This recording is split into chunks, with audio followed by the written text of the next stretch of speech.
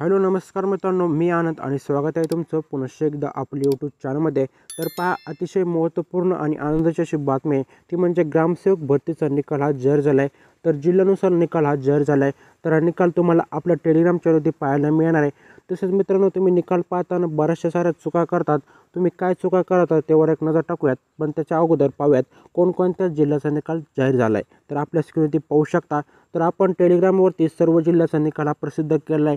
तिथे जाऊन आपल्या टेलिग्राम चॅनलला लगेच जॉईन करून घ्यायचं. टेलिग्राम चॅनलची लिंक आहे खाली डिस्क्रिप्शन बॉक्समध्ये दिली आहे. तर पहा, या ठिकाणी सर्वात प्रथम जिल्हा आहे बुलढाणा, याचा निकाल लागलेला आहे.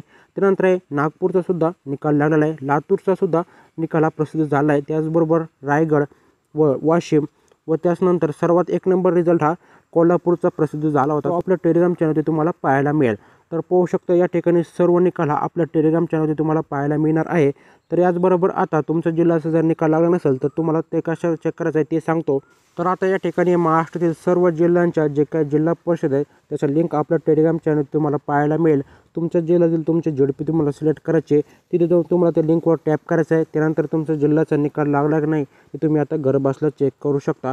तर मित्रांनो, तुम्हाला एखादा डेमोसाठी मी आता एखाद्या झेडपीवर क्लिक करतो आणि तुम्हाला निकाल कसा पाहायचा आहे ते सांगतो.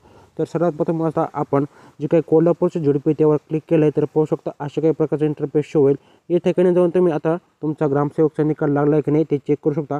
तुम्हाला सुद्धा आता तुमचा झेडपीचा निकाल लागला आहे की नाही ते चेक करून घ्यायचं आहे. तर आता या ठिकाणी आपण जिल्हा परिषद नागपूर ग्रामसेवकचा जो काही निकाल लागला आहे त्याची यादी ओपन केली आहे. तर या ठिकाणी आपला 200 मार्क्सचा पेपर झाला होता. यामध्ये आपला 5 टप्प्यामध्ये पेपर झाला होता. Marathi, English, general knowledge, reasoning आणि त्याचबरोबर टेक्निकल टेस्ट 40 मार्क्सची आपली टेक्निकल टेस्ट झाली होती. त्याला 80 मार्क्स आपल्याला मिळणार होते. एक प्रश्न आपला 2 मार्कला मिळणार होता.